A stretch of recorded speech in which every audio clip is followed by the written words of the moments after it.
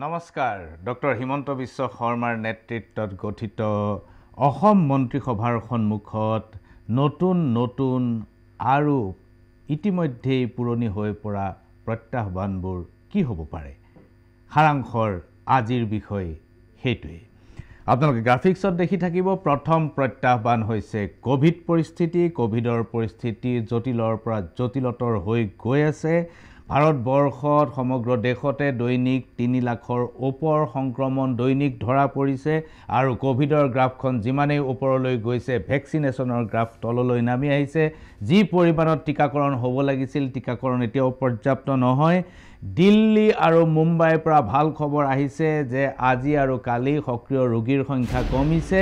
আৰু অক্সিজেনৰ প্ৰয়োজন যেটো দিল্লীত যেটো অক্সিজেনৰ প্ৰয়োজন সাংঘাতিক ধৰণে অভাৱ হৈছিল সেই দিল্লীত এতিয়া অক্সিজেনৰ প্ৰয়োজন আধালৈ নামিছে দিল্লী চৰকাৰে ক'ব পৰা হৈছে যে যিখিনি অতিৰিক্ত অক্সিজেন আছে তেওঁলোকে সুবুৰীয়া ৰাজ্যক দিব পাৰিব আৰু দিল্লীত পজিটিভিটি ৰেটটো আধালৈ কমি গৈছে অক্সিজেন আগতে আছিল 700 এমটি 700 মিলিয়ন টনৰ প্ৰয়োজন আছিল এতিয়া প্ৰায় 572 মিলিয়ন টনলৈ কমিছে আধা নহয় কিন্তু পজিটিভিটি ৰেট যেটো সংক্ৰমণৰ যেটো পজিটিভিটি ৰেট হেতু আধালৈ কমি গৈছে গতিকে দিল্লীৰ পৰা অহা ভাল খবৰ হয়তো আমাকো কিছু উৎসাহিত কৰিব দিল্লীত ইতিমধ্যে আমি বহু সংখ্যক অসমীয়া লোকক আমি হেৰুৱালো অত্যন্ত দুৰ্ভাগ্যজনক সময়ৰ মাজেদি আমি অতিবাহিত গৈ থাকিব লগা হৈছে দ্বিতীয় তৰংগৰ অত্যন্ত ভয়ংকৰ ৰূপ যদি সংক্ৰমণৰ হাৰ 10%তকৈ বেছি হয় তেনেহলে পৰিস্থিতি কিন্তু নিয়ন্ত্ৰণৰ বাহিৰলৈ যাব এতিয়ালৈকে অসমত সংক্ৰমণৰ হাৰ 8%ৰ ওচৰে পাজৰে আছে দিল্লীত ভ্যাকচিনেশন অত্যন্ত কম হৈছে যি সময়ত প্ৰতিদিনে দিল্লীত 9 লাখ ডোজৰ প্ৰয়োজন আছে সেই সময়ত ভ্যাকচিনৰ সাপ্লাই আছে যোগান আছে মাত্ৰ 3 লাখ ডোজ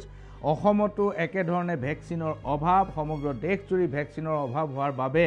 এতিয়া প্ৰথম ভ্যাকচিন আৰু দ্বিতীয় ডোজটোৰ মাজৰ সময়ৰ ব্যৱধান বৃদ্ধি কৰিবলৈ চৰকাৰে পৰামৰ্শ দিছে 18 বছৰৰ ঊৰ্ধ্বৰ লোকসকলক ল'ৰা ছোৱালীক টিকাকৰণত এটা ডাঙৰ সমস্যা হৈছে কাৰণ ভ্যাকচিনৰ পৰ্যাপ্ত যোগান নাই ইফালে চিকিৎসালয়ত বিছনাৰ অভাৱ অসম চৰকাৰে কৈ আছে স্বাস্থ্য মন্ত্ৰী কেশৱ মহন্তই আজি স্পষ্ট কৰি দিছে যে অসমত এতিয়াও 2000খন বিছনা আছে কিন্তু সেই 2000খন বিছনা পূৰণ হ'বৰ বাবে খুব এটা বেছি দিন নালাগিব এই কথাটো সকলোৱে মনত ৰখা উচিত আনহাতে দুখীয়া ৰোগীয়ে বেচৰকাৰী চিকিৎসালয়ত চিকিৎসা কৰিব নোৱাৰে বেচৰকাৰী চিকিৎসালয়ত বহুত ব্যয়বহুল গতিকে চৰকাৰী ভাৱে কেনেকৈ দুখীয়া ৰোগীক সকাহ দিব পাৰি সেই বিষয়ে চৰকাৰৰ সন্মুখত এটা প্ৰত্যাহ্বান আহি পৰিছে এতিয়া দেখা গৈছে যে কেশৱ মহন্ত স্বাস্থ্য মন্ত্ৰী আৰু মুখ্যমন্ত্ৰী ডক্টৰ শৰ্মাৰ দূৰদৃষ্টিৰ ওপৰতে জনতাৰ ভৱিষ্যত নিৰ্ভৰশীল আৰু যদি সাৰ্বজনীন টিকাকৰণ নহয় যদি ইউনিভাৰ্সাল ভ্যাকচিনেশন নহয় সকলোকে যদি ভ্যাকচিনৰ আউটলৈ আনিব নোৱাৰি তেনেহলে কিন্তু পৰিস্থিতি সদায় ভয়াবহ হৈ থাকিব লকডাউন এতিয়া আধা লকডাউন চলি আছে হয়তো সম্পূৰ্ণ লকডাউন হৈ যাব পাৰে কিন্তু লকডাউনে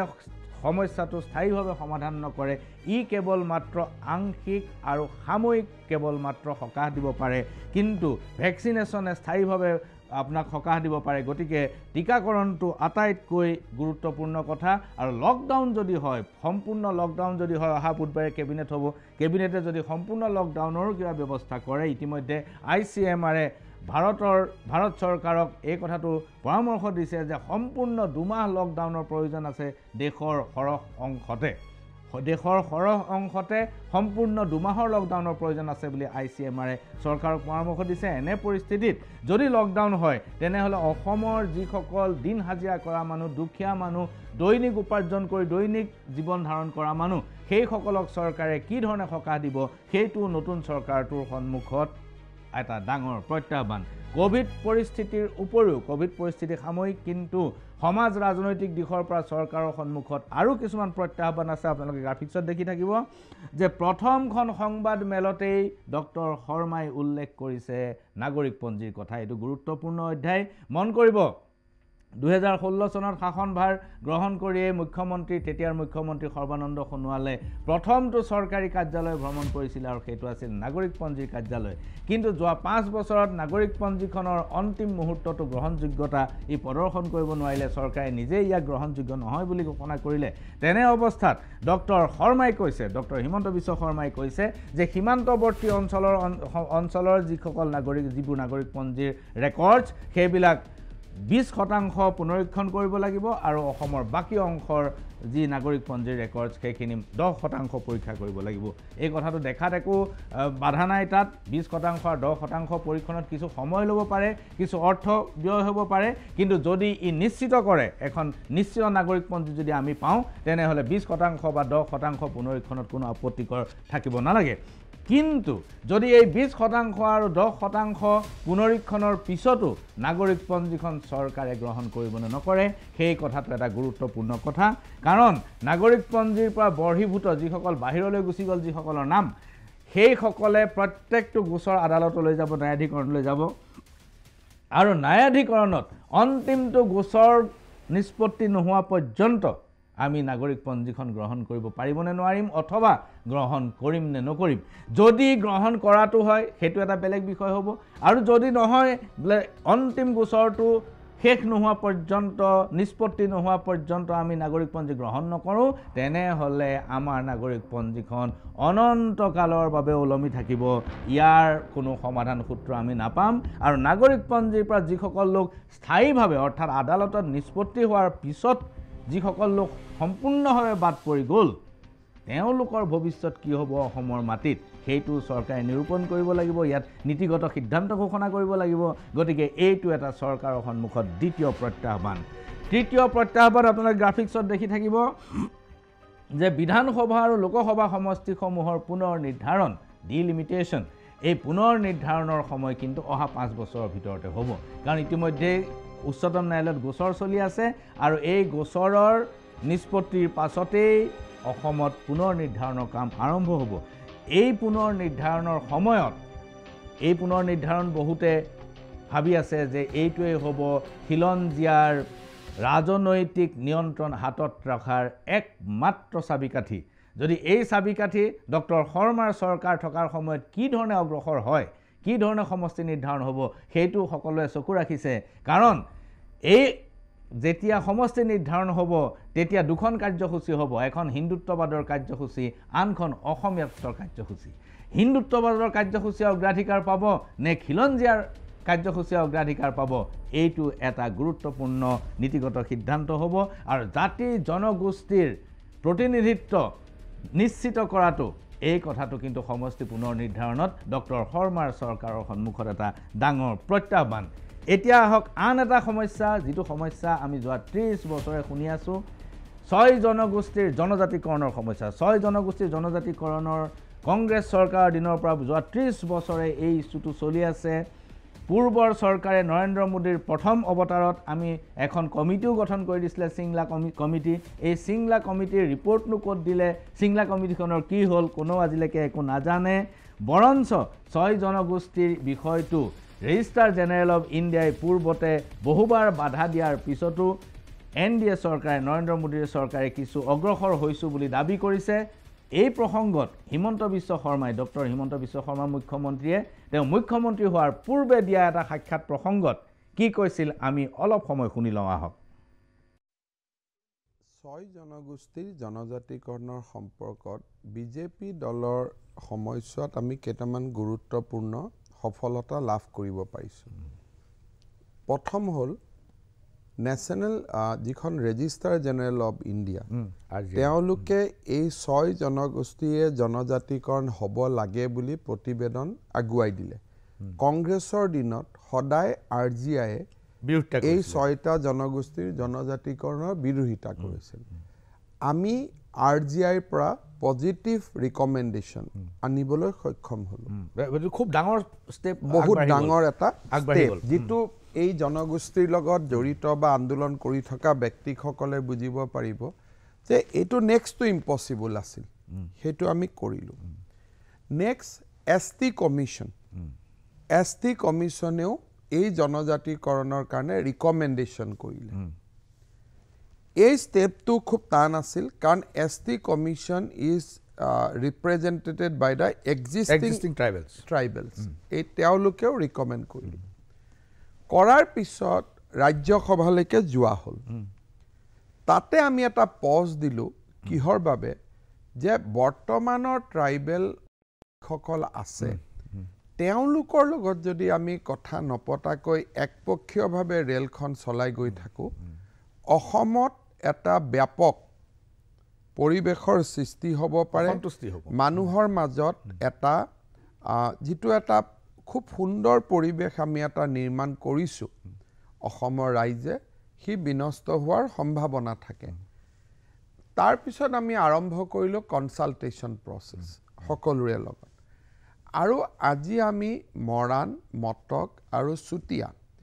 এই তিনিওটা কমিউনিটিক জনজাতিকৰণ কৰাৰ সপক্ষে এটা আমি বাতাবৰণ নিৰ্মাণ কৰিব পাৰিলোঁ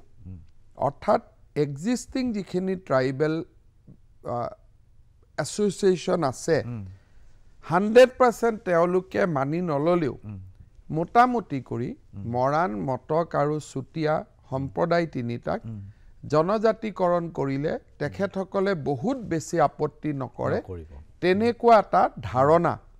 আমি গ্ৰুপ অফ মিনিষ্টাৰ্ছত ল'বলৈ সক্ষম হ'লোঁ তাৰ পিছত আহিলে কোচ ৰাজবংশীৰ ক্ষেত্ৰত আমি এটা ধাৰণা পাইছোঁ কিমান কনফাৰ্ম নহয় যে অবিভক্ত গোৱালপাৰা জিলাৰ যদি কোচ ৰাজবংশীসকলক জনজাতিকৰণ কৰা হয় তেতিয়াহ'লে বৰ্তমানৰ ট্ৰাইবেলখিনিৰ বহুত বেছি আপত্তি হয়তো নাথাকিব আমি এটা অকণমান কনসেনসাস কৰিবলৈ আগবাঢ়িছোঁ আহোম জনজাতি যিসকলে কিন্তু উজনিৰ কোচ ৰাজবংশী তেওঁলোকৰ ক্ষেত্ৰত বৰ্তমানৰ ট্ৰাইবেল মানুহখিনি এগ্ৰী নকৰে কয় যে এখেতসকল বহুত আগবঢ়া আমি হাৰি যাম আমি কতো সিট নাপাওঁ গতিকে তেওঁলোকৰ মাজতো এটা বিভাজন আনিব লাগিব এটা অবিভক্ত গোৱালপাৰা এই ধৰণৰ কথা এটা আমাৰ অলপ আলোচনা হৈছে আহোমৰ ক্ষেত্ৰত তেখেতসকলে আমাক এটা কথা কৈছে যে যদি অসমীয়া ৰিজাৰ্ভেশ্যন হৈ যায় পলিটিক্যালি তেতিয়াহ'লে আমাক কেইটামান চাকৰি বা কেইটামান সিটৰ কাৰণে আমাক জনজাতিকৰণ আমি বিচৰা নাই আমি মাত্ৰ বিচাৰিছোঁ যে ৰাজনৈতিকভাৱে অসমীয়াৰ অধিকাৰবিলাক খৰ্ব হ'ব নালাগে প্ৰিয় দৰ্শক ডক্টৰ হিমন্ত বিশ্ব শৰ্মাৰ শেষৰ বাক্যগীতা আপোনালোকে নিশ্চয় মন কৰিছে যে আহোম জনগোষ্ঠীৰ লগত আহোম জনগোষ্ঠীৰ প্ৰতিনিধিসকলৰ লগত কথা পাতি এই কথাটো বুজিব পৰা হৈছে যে যদি অসমীয়া বা খিলঞ্জীয়া মানুহে যদি ৰাজনৈতিক সামাজিক সুৰক্ষা পায় তেনেহ'লে আহোম সম্প্ৰদায়ক বা আহোম জনগোষ্ঠীক জনজাতিকৰণ নকৰিলেও হ'ব বুলি এটা উমান পোৱা গৈছে এতিয়া আহক আমি আপোনালোকে গ্ৰাফিক্সত দেখি থাকিব যে এই ঘটনাটোৰ লগত অসম চুক্তিৰ 6 নম্বৰ দফা কমিটিৰ প্ৰতিবেদনৰ এক সম্পৰ্ক আছে অসম চুক্তিৰ 6 নম্বৰ দফা ৰূপায়ণ কৰিবৰ বাবে ন্যায়াধীশ বিপ্লৱ শৰ্মাৰ নেতৃত্বত যি কমিটি গঠন কৰি দিয়া হৈছিল সেই কমিটিয়ে যোৱা বছৰ 12 ফেব্ৰুৱাৰী তাৰিখে 10 ফেব্ৰুৱাৰী তাৰিখে তেখেতসকলে প্ৰতিবেদন প্ৰকাশ কৰিলে সেই প্ৰতিবেদন বিজেপি চৰকাৰে 2 বছৰ সময় লৈছিল 2 বছৰ ইতিমধ্যে 1.5 বছৰ পাৰ হৈ গৈছে প্ৰায় 1.5 বছৰ পাৰ হৈ গৈছে আৰু অহা 12 ফেব্ৰুৱাৰীলৈকে এইখিনি সময় আছে এই 2 বছৰৰ ভিতৰত এখন কাৰ্যকৰীকৰণৰ কথা কৈছিল আৰু কেইজনমান আইন বিশেষজ্ঞৰ দ্বাৰা এই প্ৰতিবেদন পৰীক্ষা কৰি থকা হৈছে বুলি ইতিমধ্যে ঘোষণা কৰা হৈছে এই প্ৰতিবেদনত বহুত ৰিজাৰ্ভেশ্যনৰ কথা আছে ইয়াত টেবুল কেইবাখনো আছে টেবুলত ইয়াত 6খন টেবুল আছে য'ত পাৰ্লিয়ামেণ্ট অৰ্থাৎ লোকসভা আৰু ৰাজ্যসভা আৰু বিধানসভাৰ আসন সংৰক্ষণ আৰু অন্যান্য টেবুলবোৰত চাকৰি আৰু অন্যান্য অধিকাৰৰ সংৰক্ষণৰ কথা আছে সেই সংৰক্ষণৰ আঁত ধৰি বিজেপি দলে এই কথাটো কৈ আহিছে যে সংৰক্ষণ 50%তকৈ বেছি হ'ব নোৱাৰে কিন্তু কমিটিৰ অন্যতম সদস্য বিখ্যাত আইনজ্ঞ জ্যেষ্ঠ অধিবক্তা নিলয় দত্তই এই কথাটো বহু উদাহৰণ দি দেখুৱাইছে যে বিভিন্ন ৰাজ্যত 50%তকৈ অধিক সংৰক্ষণ চলি আছে এনে অৱস্থাত এই প্ৰতিবেদনখন লৈ আইনজ্ঞসকলৰ মাজত কি ধৰণৰ সংঘাত হয় অথবা চৰকাৰে এই প্ৰতিবেদনখন কেনেকৈ গ্ৰহণ কৰে এই কথাটো লক্ষণীয় হ'ব কাৰণ নাগৰিকপঞ্জীত বাদ পৰা নাগৰিকসকলক যেতিয়া নাগৰিকত্ব দিয়া হ'ব তেতিয়া হিন্দু বাংলা ভাষীসকলৰ নাগৰিকত্বৰ প্ৰশ্নটো অহাৰ লগে লগে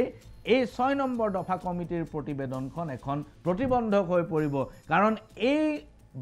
বাংলাদেশ মূলীয় লোকসকলক খিলঞ্জীয়া হিচাপে গণ্য কৰা নহ'ব 51 চন ইয়াত ভিত্তিবৰ্ষ কৰা হৈছে গতিকে 51 চনৰ পিছৰ 51 চনৰ লগত সংযোগ স্থাপন কৰিব নোৱাৰা লোকসকল খিলঞ্জীয়া নহ'ব, যাৰ কাৰণে বিজেপি দলৰ এটা ভোটৰ বিৰাট ডাঙৰ ভিত্তি এটা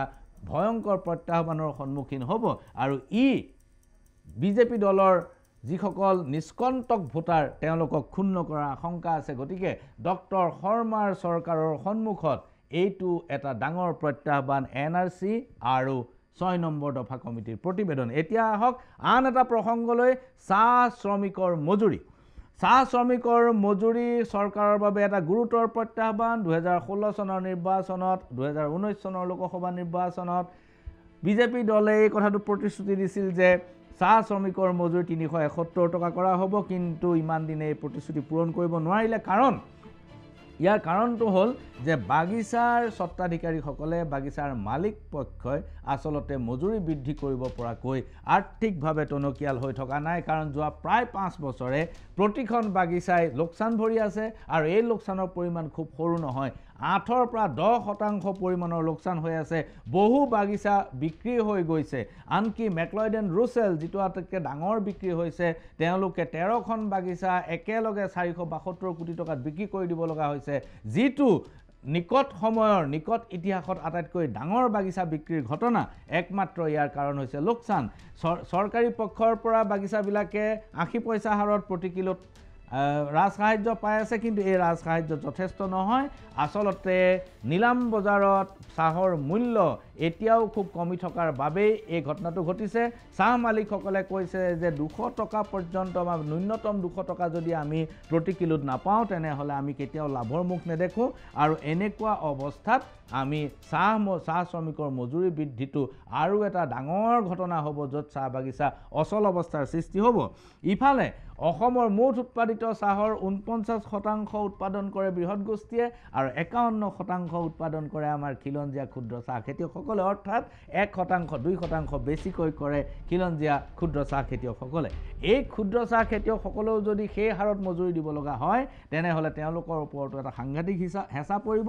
আনহাতে যদি ক্ষুদ্ৰ চাহ খেতিয়ক বা বৃহৎ গোষ্ঠীক যদি ৰাজসাহায্যৰ জৰিয়তে মজুৰি দিবলৈ কোৱা হয় তেনেহ'লে ৰাজসাহায্য দিবলৈকো চৰকাৰৰ হাতত বহু ধন লাগিব। এই ক'ভিড পৰিস্থিতিয়ে স্থায়ীভাৱে যিটো অৰ্থনীতিৰ ক্ষতি কৰিব, তেনে অৱস্থাত চাহ শ্ৰমিকৰ মজুৰিত ৰাজসাহায্য দিব পৰাকৈ চৰকাৰ টনকিয়াল হৈ থাকিব নে নাথাকে, সিও এক ডাঙৰ প্ৰত্যাহ্বানৰ বিষয়। এইকেইটা প্ৰত্যাহ্বান তাৎক্ষণিকভাৱে চকুত পৰা প্ৰত্যাহ্বান, আৰু আগন্তুক দিনবিলাকত ইয়াতকৈ হয়তো অধিক প্ৰত্যাহ্বানৰ সন্মুখীন হ'ব পাৰে নাজানো। তৃতীয় তৰংগ যদি ক'ভিডৰ আহে তেনেহ'লে প্ৰত্যাহ্বানৰ চেহেৰা হয়তো ভয়ংকৰ হৈ পৰিব পাৰে। সাৰাংশ ইমানতে সামৰিছোঁ। নমস্কাৰ।